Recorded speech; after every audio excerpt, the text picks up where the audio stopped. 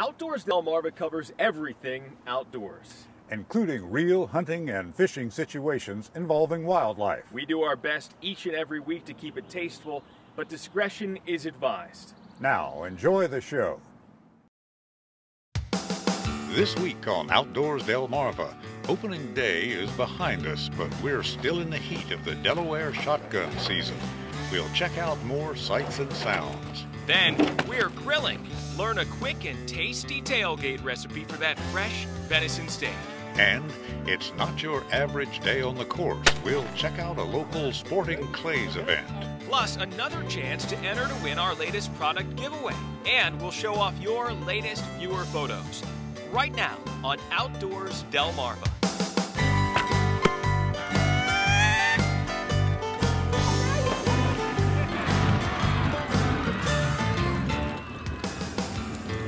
Hi everybody, and thanks again for watching Outdoors Delmarva. I'm Mike Parker. I'm Captain Willie Dykes, and it's been another great week to be in the outdoors.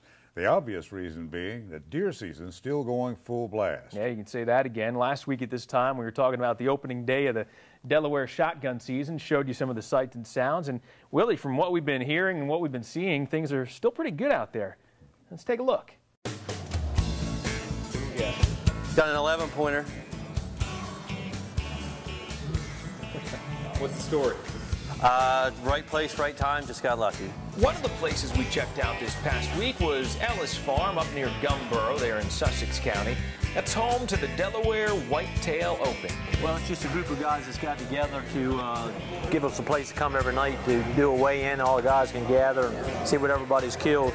So we just created a little competition basically to help control the doe population, but of course, you know, everybody's hunting for the big buck. So if there's a kill a buck, we take the time to score it and score each buck, each rack, and make an official score. And when our Outdoors Delmarva cameras were there, the hunters gathered didn't disappoint when it came to bringing in some nice bucks and does.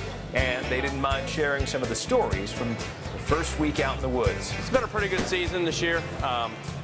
Seeing a lot of bucks, a lot of does. I've actually killed about 5 deer this year, 2 nice 10-pointers, and a few does. It's been a great season for me and my family, but it's been better for my 18-year-old daughter who's killed 2 9-pointers out of my stand on 2 different days. So it's been a great season for her and not so great for me. Makes you proud? Yes. And check out this monster 10-pointer, really wide rack and a big body. Field dressed, that is no mistake. You're reading it right. The scale says 183 pounds. Should put it in contention for some type of prize in that nice event. Whitetail, this is pretty cool. I mean, to have it right here in Gumboro, which is Sussex County, which is great for our area. I've been hunting every single day this week and seeing deer every time I go. We've got 4 channel cameras on our farm, and we've yet to see them. We haven't seen him at all, so it's pretty cool to see him come through. And we want to say congratulations to all the successful deer hunters out there. And if you've been taking any videos or pictures, well, make sure to pass them our way. We'd like to share them right here on the show. You can upload them directly using Flickr at outdoorsdelmarva.com or just email me at mparker@wboc.com. Willie, over to you. Thanks, Mike. Even for those who don't hunt, this time of year is especially active for some of the other shooting sports, and that includes a lot of folks keeping their trigger fingers fresh on the sporting clays course. Here's a closer look. To the uninitiated, the pursuit of sporting clays might resemble an average day on the golf course. But these sportsmen and women use 4x4 golf carts to get around, and instead of clubs, these folks are armed with 10 pounds of mean, heavy-duty shotgun.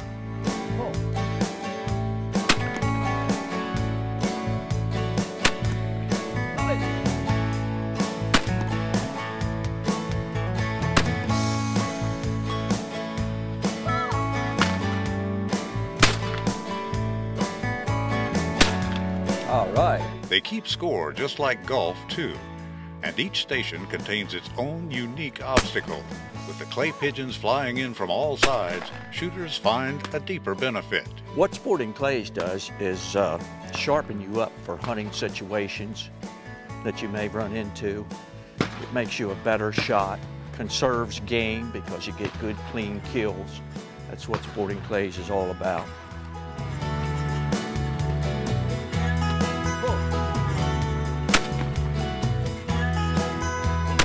Ah! Missed. I should have let it drop further. Today, each participant at the shoot is helping to raise money for the Nanticoke Memorial Hospital.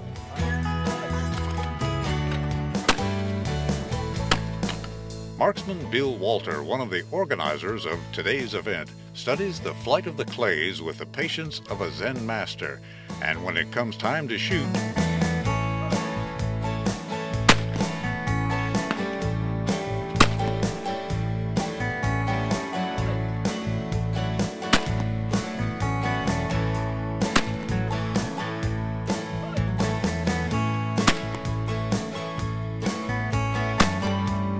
it's a perfect 6 for 6.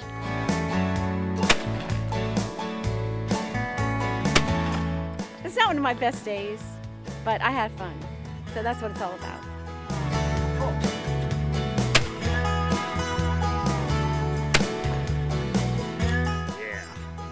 Yeah. You got a rabbit set up?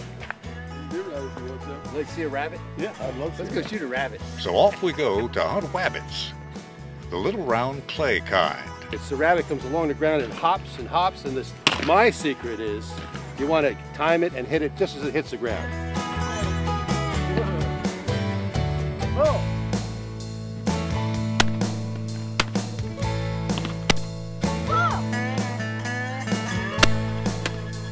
Oh, you got a bow. Got a bow. If there's one thing I've learned about Sporting Clays, no matter what some of those shooters tell you, it's not as easy as it looks. Still to come on Outdoors Delmarva. Stick around for our latest product giveaway. We'll tell you how to enter. But first, did you know? On the whole, Delaware's deer season lasts 5 months. By percentage, how many deer are harvested during the 2-week shotgun season? The answer when we come back. Outdoors Delmarva is sponsored by Lewis Harbor Marina and Diamond State Pole Buildings. Outdoors Delmarva will be right back.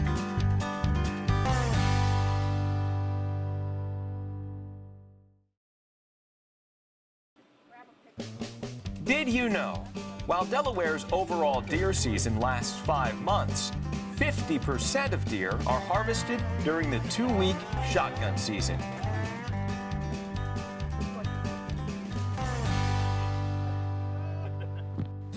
Hi, everybody, and thanks for watching Outdoors Delmarva. I'm Mike Parker, and we have a great segment lined up for you right now where I can smell the grill already. I'm here at the Cordery Center at the East Coast Garden Center in Millsboro, Delaware, and joining me right now is Philip Mastropolito, head chef over at Fish On in nearby Lewis, Delaware. Great restaurant, Philip. I'm glad you could join us. And what we're here right now is because, well, we are in the middle of deer season. A lot of guys out there and gals have already been successful, bringing home a lot of venison for the table this season, and I guess we wanted to show them how to make the most of all that meat. So, what do you have for us today? We have a beautiful leg cut of venison, so I'm hoping today that we can just give everybody a little bit of some easy tips on how to make their dinner more enjoyable. Okay. For starters, we took our leg cut and just quickly marinated it in red vinegar, blended olive oil, and dried Italian herbs. So about how long do you want to put it in the marinade? It's in the marinade for about 20 minutes. You don't want to over-marinate it as to not damage the meat with the heavy vinegar. All right, and up here, this is a couple of spices or sauces? Just a little bit of salt, and then we're also going to have a little bit of a twist on everything at the end and just lightly brush it with a smoky barbecue sauce. Sounds great. Absolutely. All right, so the grill's fired up, ready to put this steak on. Yes, sir. So we're just going to very carefully just throw this on a nice hot grill. And you want to hear that sizzle and see a little bit of the flames going on. That way it's going to get a nice sear and a nice char on the steak. And also it's going to lend to not letting it stick, as you can see right there. Well, you can already smell just that searing happening and those herbs just really taking off. I mean, looks like it's gonna be delicious. Do you want to keep this open or closed when you're grilling the steak? That's really your comfort level. I prefer to have it closed to get a nice harder sear on the bottom of the steak and just let it grill. We're going to go to about a medium, so we'll probably close it and let it just let it cook for just a few minutes. Right here we have a very basic potato salad. It's just steamed red potatoes, baby green beans, shaved celery, mayonnaise and mustard, and a little bit of salt. And with that and the marinade, it's going to definitely help balance everything out. And then we're going to garnish it with some grilled yellow onions. These have been lightly tossed after they were grilled in balsamic vinegar and extra virgin olive oil. We've been on the grill for about 4 minutes now, and you can see we've got a very nice crust. Look at that right there. That's beautiful. So we're just going to give it a nice flip, and then now we're just going to hit this side with just a little bit of salt. So we'll close the lid just for a couple more minutes, and be almost there. Well, that smells delicious. That smells great. The smell of barbecue sauce and the venison and the marinade, it's starting to fill the air, and I'm getting excited. All right, we're gonna go ahead and take our steak off the grill. Let it go right onto the cutting board. And very important to let any meat that you cook rest for at least a couple of minutes. And that's the hardest part for me. That is the hardest part because it smells so good. I just want to dig right into this. That looks like the best venison steak I've ever seen. It's a little big and awkward just to dump right on top, so we'll just give it a quick cut in half. We'll go right on top. Very nice. And I'm a grilled onion kind of guy, so we're gonna load it up. Philip, this looks absolutely amazing. I want to say thank you to Philip Mastropolito, the head chef at Fish On in Lewis. Thank you. And if you want the recipe for this grilled venison and yellow onions over green bean potato salad, just go to outdoorsdelmarva.com. I think for right now, though, there's plenty here for the both of us, right? Absolutely. All right. Thank you to the Cordry Center here at East Coast Garden Center for hosting us, and we'll be right back. That nice, beautiful, still a little juicy inside. That is perfect. Right there. My mom told me not to talk with my mouth full, but I can't help it. That is delicious.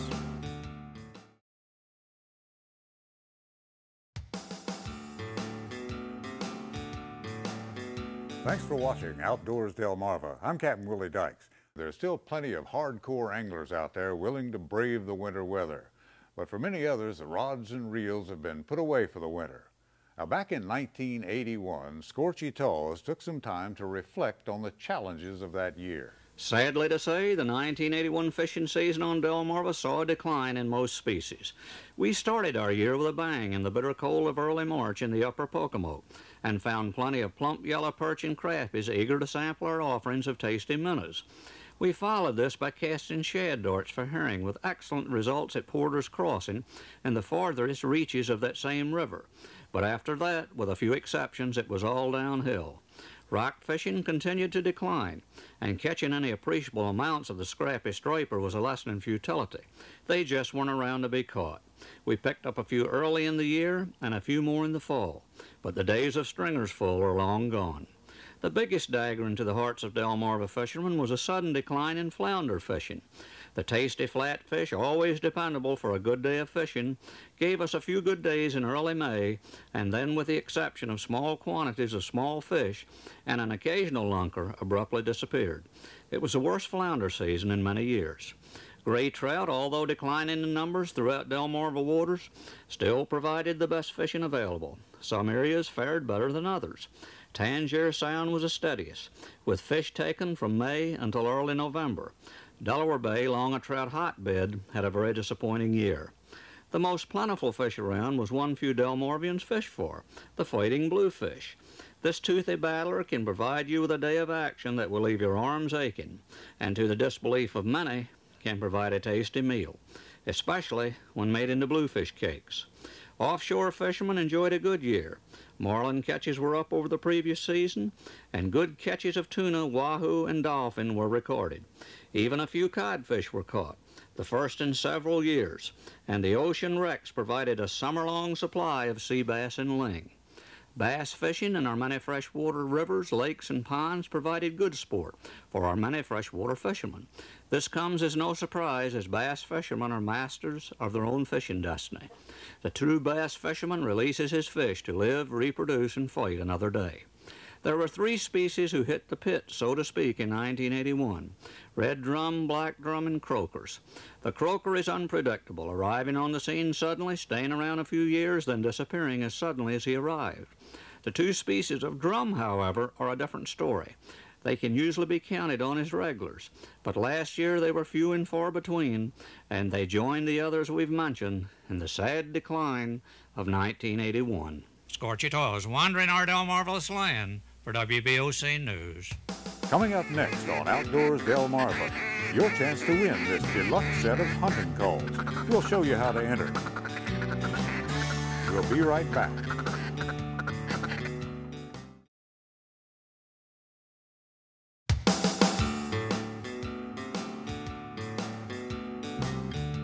Hi everybody, and thanks again for watching Outdoors Delmarva. I'm Mike Parker, and it's time now for another featured product.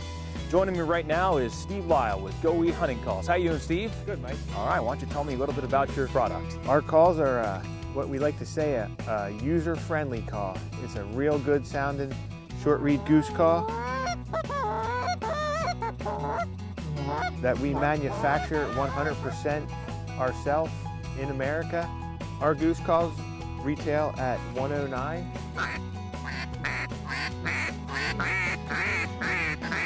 Our duck calls start at $99 to $105. We have a lot of success with our calls. Guys seem to really like them. All our calls thread together, so when you're out there hunting and you go out to fetch a couple ducks that might have dropped in your decoy spread, you come back with both half of your calls. For some of you more experienced duck hunters and goose hunters, you might have lost half your call somewhere along the line. It kind of ruins your day and makes your wallet a little thinner when you have to go buy the other half of it to get back out in the field. All right, Steve, great stuff. And remember, you can find these guys online at goeatcalls.com. You've seen it, you want it, now here's your chance to win it.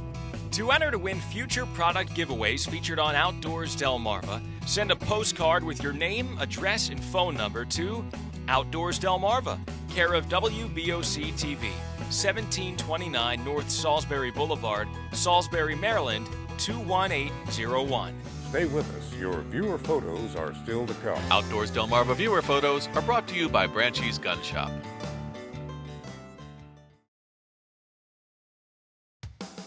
Outdoors Delmarva is sponsored by Lewis Harbor Marina and Diamond State Pole Buildings.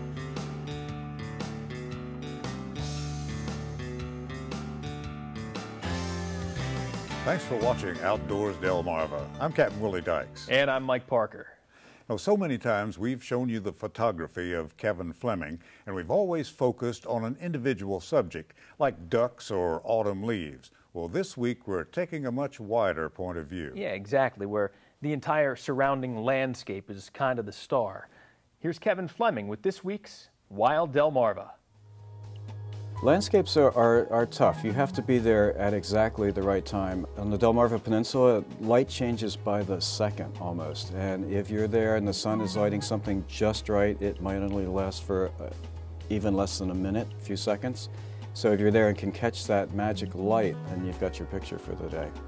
This is sunrise at Cape Henlopen State Park, one of my absolute favorite places to photograph, on the beach, just as the sun is breaking the horizon. I love cloudy days like that when there's a little bit of light at the horizon and then the sun lights the clouds that are there because it makes it much more dramatic. This is sunrise at Pramhook Beach on the Delaware Bay, and it's a very cold morning in January. It's about 7 degrees and the tide receded, leaving the frozen sea foam as it went out. And then just at sunrise, a flock of snow geese passed over the sun at just the right time when I was there, just at the crack of dawn, and that was a nice moment. This is Cape Henlopen State Park after a fall storm last year. It washed all the sand away and left a bed of shells and stones. So I went down the next morning and put a 12mm lens right down on the sand, so you got that low vantage point, and was able to capture the shells in the sky together. This is the very first picture I took for Wild Delmarva way back in January a year ago. It's Mispillion River, and the tide came in. It froze, and it made this magical, surreal scene. This is absolutely one of my favorite landscape photographs. It's a Canary Creek near Lewis, And it's after a summer thunderstorm, and I'm thinking, well, it's still raining over to the left, it's clear to the right, and it's going to be a great night to look for a rainbow. So I went to the closest place of open landscape that I could think of at Canary Creek, and sure enough, within seconds, I had this photograph, and within seconds again, it was gone. All right, Kevin, thank you. Some really beautiful shots. And remember, Kevin Fleming's new book, Wild Delmarva, is now on sale. To order your copy, go to wilddelmarva.com. $1 from every book purchased will be donated to the Chesapeake Bay Foundation. Yeah, it makes a great gift. We've been keeping ours here on the coffee table. Really enjoyed paging through this for the past couple of weeks. Yeah, it's beautiful, Mike. And right now, it's time to share some of the photos sent in by our own Outdoors Delmarva viewers. Kevin McNeilis from Berlin sent in this shot of his son, Sean. The 13-year-old shot 2 geese and a wood duck during Youth Waterfowl Day earlier this month. Terry Gardner from Lewis sent in a few shots from around the area. Here's a busy bee hard at work on a large flower and a shot of a catamaran getting ready to hit the water. Melissa Tucker from Kent Island spotted this great blue heron feasting on a fish at Y Mills. Looks tasty, doesn't it? Oh, yeah. And I'm guessing Melissa has been holding on to this one since last year's big snowstorm. Says she spotted this big buck alongside the road in Queen Anne's County. And take a look. Here's a picture from a local guy who happened to see something very interesting during a recent trip to New Jersey. Talking about Roy Terry from Princess Anne, said that he was up there when he saw a large doe with this white and brown color pattern jump across the road. Well, then he saw the fawn with this same color pattern on the side of the road, and that's what's here in this picture. Well, we love sharing your outdoor photos here on the show, so please keep them coming. You can upload them directly to outdoorsdelmarva.com using Flickr, or you can just email me at mparker@wboc.com. Well, Mike, that's about all the time we have for this week's show. Always seems to go by so fast. Good stuff always does, Willie. Good thing is, though, we'll be right back here next week with a brand new round of adventures, and we hope you'll join us. Until then, for Mike Parker, I'm Captain Willie Dykes, reminding you to get outdoors, Delmarva. Sharp knives save lives.